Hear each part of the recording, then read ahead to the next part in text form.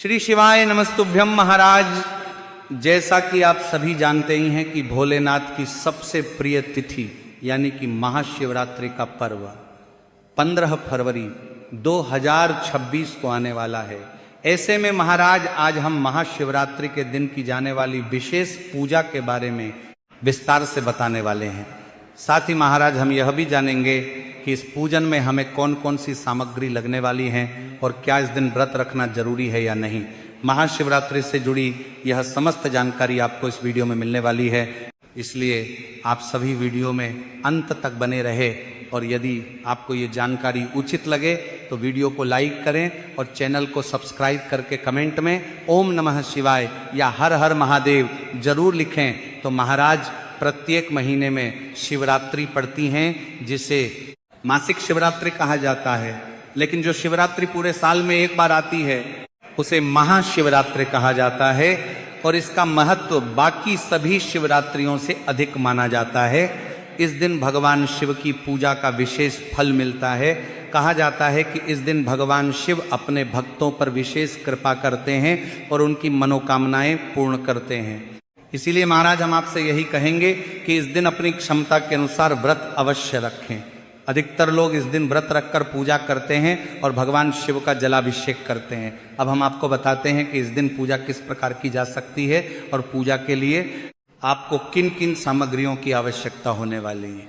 तो महाराज इस विशेष पूजा को आप शिव मंदिर जाकर भी कर सकते हैं और अपने घर पर भी कर सकते हैं। जैसे सावन के महीने में शिवरात्रि पर विशेष पूजा और अभिषेक किया जाता है, उसी प्रकार महाशिवरात्रि का दिन भी बहुत महत्वपूर्ण माना जाता है और इस दिन भी विशेष पूजन किया जाता है। अब महाराज पूजा की बात करते हैं तो सबसे पहले तो आप सभी अपनी पूजन सामग्री की एक सूची बना लें ताकि पूजा के समय कोई चीज छूट न जाए। तो महाराज पूजा में सबसे पहली और आवश्यक सामग्री है भगवान शिव के अभिषेक के लिए शुद्ध जल। आप इस दिन ताजा जल भरकर रख सकते हैं। यदि गंगा जल उपलब्ध हो तो थोड़ा सा गंगा जल उस जल में मिला सकते हैं, क्योंकि भगवान शिव के मस्तक पर गंगा जी का वास माना जाता है। गंगा जल अलग से भी रखा जा सकता है ताकि पूजा के समय उसका उपयोग किया जा सके। यदि अलग पात्र में न रखना चाहें तो जिस जल से अभिषेक करना है उसी में गंगा जल मिला सकते हैं। अब महाराज इसके बाद आती है पंचामृत की सामग्री। पंचामृत 5 चीजों से मिलकर बनता है: दूध, दही, घी, शहद और शक्कर।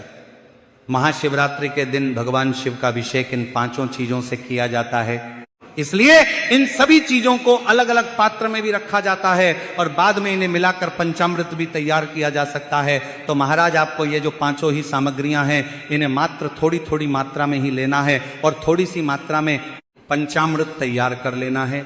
इसके बाद महाराज पूजा में दीपक जलाया जाता है। मिट्टी का दीपक हो तो अच्छा माना जाता है। दीपक में घी डालकर बाती जलाई जाती है। कई लोग माता पार्वती के लिए अलग दीपक भी रखते हैं, लेकिन यदि केवल एक दीपक हो तो भी पूजा पूरी श्रद्धा के साथ की जा सकती है। इसके बाद महाराज पूजा की थाली में तिलक के लिए रोली, हल्दी और चंदन रखें और चावल के साबुत दाने ही आपको पूजा के लिए उपयोग करने हैं। तो पूजा के लिए साफ और बिना टूटे चावल आपको थोड़ी सी मात्रा के लेना है। अब महाराज बात करते हैं अगली पूजन सामग्री के बारे में। और महाराज जो सामग्री बताई जा रही है उसे आपको पहले से ही तैयार करके रख लेना है ताकि महाशिवरात्रि के दिन पूजा करते समय किसी भी प्रकार की कमी न रहे और सारी तैयारी पहले से पूरी हो जाए। क्योंकि अक्सर ऐसा होता है कि पूजा शुरू करने के बाद याद आता है कि कोई वस्तु रह गई है, इसलिए पहले से सामग्री तैयार रखना अच्छा माना जाता है। अब चावल के बाद अगली आवश्यक सामग्री आपको लेनी है कपूर, जो कि पूजा के अंत में भगवान की आरती के लिए उपयोग होगी। तो इसीलिए आपको पूजा की थाली में 1 से 2 कपूर के टुकड़े लेना है। बाजार में कपूर टुकड़ों और गोलियों दोनों रूपों में मिलता है, तो आपको जो आसानी से मिल जाए उसे ले सकते हैं। इसके बाद महाराज अगली जो सामग्री है वह आपको लेनी है धूप बत्ती या अगरबत्ती। पूजा के समय धूप या अगरबत्ती जलाने से वातावरण सुगंधित हो जाता है और मन पूजा में शांत और एकाग्र बना रहता है। इसलिए धूप या अगरबत्ती अवश्य रखनी चाहिए ताकि पूजा के समय आसपास का वातावरण पवित्र बना रहे। इसके बाद अगली जो सामग्री है वह आपको लेनी है जनेऊ। तो आप 3 या 4 जनेऊ ले सकते हैं, जो कि आपको पूजा के दौरान भगवान शिव के साथ साथ गणेश जी और कार्तिकेय जी को भी अर्पित करना है। अब महाराज इसके साथ थोड़ी सी दक्षिणा भी रखी जाती है। दक्षिणा चाहे कम हो या अधिक, वह श्रद्धा का प्रतीक होती है, इसलिए अपनी श्रद्धा और सामर्थ्य के अनुसार थोड़ी सी दक्षिणा पूजा में रख सकते हैं। अब महाराज हम उन वस्तुओं की बात करते हैं जो भगवान शिव को अत्यंत प्रिय मानी जाती हैं और जिन्हें महाशिवरात्रि के दिन चढ़ाया जाता है। सबसे पहले बेलपत्र का महत्व आता है। बेलपत्र भगवान शिव को बहुत प्रिय माना जाता है। यदि संभव हो तो 5 या 7 बेलपत्र आप अपनी पूजा की थाली में रख सकते हैं, लेकिन यदि अधिक न मिले तो एक बेलपत्र भी पर्याप्त होता है। ध्यान रखना चाहिए कि बेलपत्र साफ और ठीक अवस्था में हो। खंडित बेलपत्र आपको पूजा में उपयोग नहीं करना है। इसके बाद पूजा के लिए अगली सामग्री आपको लेनी है धतूरा, क्योंकि धतूरा भी भगवान शिव को अत्यंत प्रिय होता है। वही धतूरा आपको लेना है जिसमें कांटे होते हैं।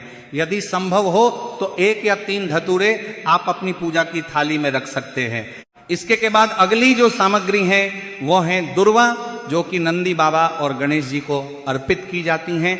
इसलिए ताजी दुर्वा पहले से लाकर पूजा की सामग्री में रख लेनी चाहिए ताकि पूजा के समय उसका उपयोग किया जा सके।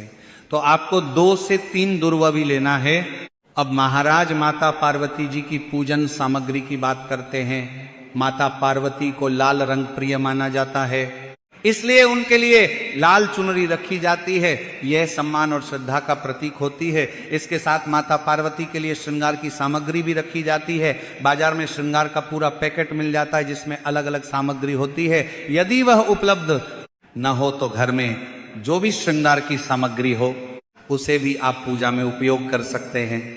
इसके बाद कलावा भी पूजा में रखा जाता है। ये लाल धागा होता है जिसे पूजा के समय हाथ में बांधा जाता है और भगवान को भी अर्पित किया जाता है। इसे शुभता का प्रतीक माना जाता है।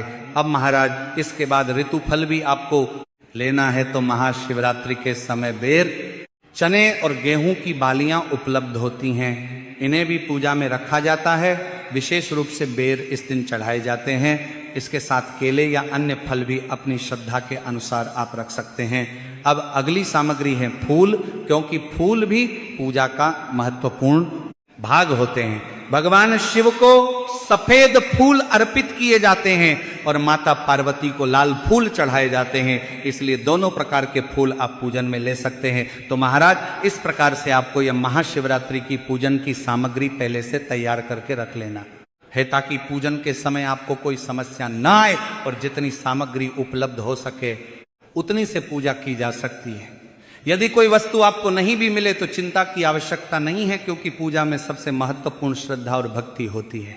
अब महाराज हम बात करते हैं कि महाशिवरात्रि की पूजा को किस प्रकार किया जा सकता है और पूजा घर पर करना उचित है या मंदिर जाकर करना अधिक शुभ माना जाता है।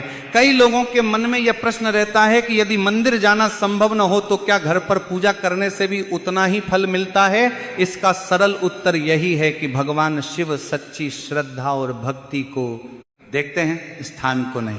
इसलिए मंदिर में की गई पूजा हो या घर में की गई पूजा, यदि मन से की जाए तो उसका फल अवश्य मिलता है। तो महाराज महाशिवरात्रि के दिन अधिकतर लोग शिव मंदिर जाकर जलाभिषेक करते हैं। सुबह से ही मंदिरों में भक्तों की भीड़ लग जाती है और लोग जल, दूध और पंचामृत से शिवलिंग का अभिषेक करते हैं। कई स्थानों पर पूरे दिन भजन, कीर्तन और धार्मिक कार्यक्रम चलते रहते हैं। भक्त भगवान शिव के दर्शन करके अपने जीवन की सुख, शांति और परिवार की उन्नति की प्रार्थना करते हैं। लेकिन कई लोग ऐसे भी होते हैं जो दूरी, भीड़ या अन्य कारणों से मंदिर नहीं जा पाते हैं। ऐसे में घर पर भी पूजा की जा सकती है। तो घर पर पूजा करने के लिए आपको मिट्टी का पार्थिव शिवलिंग तैयार करना होता है। साफ मिट्टी से छोटा शिवलिंग बनाकर उसे पूजा स्थान पर स्थापित किया जाता है और फिर उसी प्रकार पूजा की जाती है जैसे मंदिर में की जाती है। पूजा के समय परिवार के सभी सदस्य एक साथ बैठकर भगवान शिव का स्मरण करते हैं, अभिषेक करते हैं और आरती करते हैं। इससे घर का वातावरण भक्तिमय बन जाता है और परिवार में भी सकारात्मक ऊर्जा का संचार होता है। पूजा समाप्त होने के बाद पार्थिव शिवलिंग का विसर्जन किया जाता है। कुछ लोग उसी रात विसर्जन करते हैं और कुछ लोग अगले दिन सुबह विसर्जन करते हैं। जैसे सावन के महीने में शिवरात्रि पर विशेष पूजन और अभिषेक कराया जाता है, उसी प्रकार महाशिवरात्रि का दिन भी विशेष पूजा के लिए माना जाता है। यदि कोई पंडित आपके पास हो तो उनके मार्गदर्शन में पूजा करवाई जा सकती है, और यदि पंडित न हो तो भी परिवार के लोग स्वयं श्रद्धा के साथ पूजा कर सकते हैं।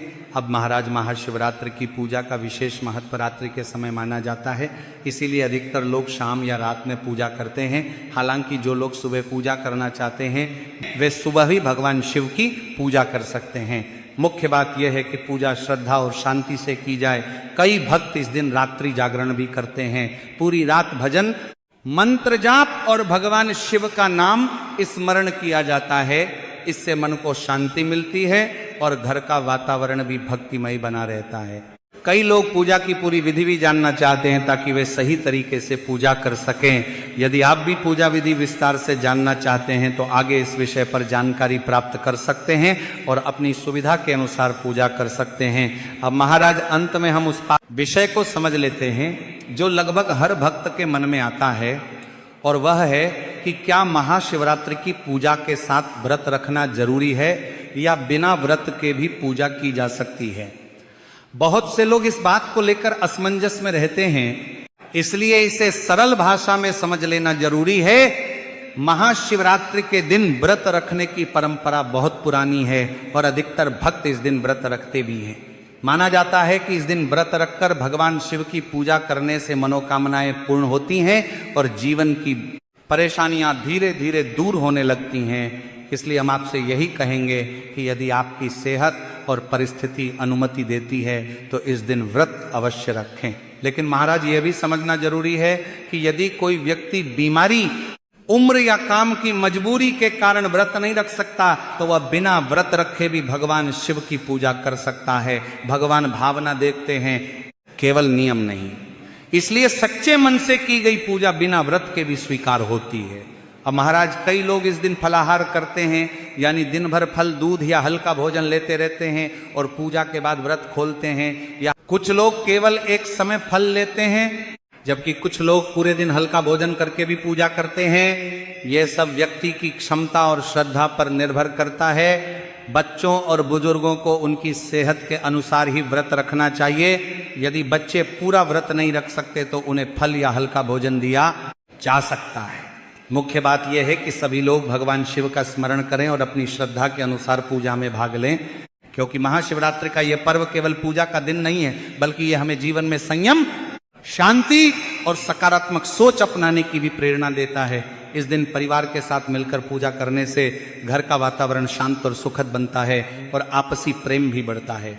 तो महाराज यदि आप घर पर पूजा कर रहे हैं तो पूरे परिवार के साथ मिलकर पूजा करना अच्छा माना जाता है, और यदि मंदिर जाकर पूजा कर रहे हैं तो भी किसी अपने को साथ लेकर जाना शुभ माना जाता है। इस दिन भगवान शिव से अपने परिवार की सुख, शांति और उन्नति की प्रार्थना करनी चाहिए। तो महाराज आप सभी को भी आने वाली महाशिवरात्रि पर भगवान भोलेनाथ का पूजन अवश्य करना है। आपके जीवन से सारे संकट और समस्या समाप्त होगी। और यदि आपको यह जानकारी उचित लगी हो तो वीडियो को लाइक करें और चैनल को सब्सक्राइब करके कमेंट में ओम नमः शिवाय जरूर लिखें। धन्यवाद।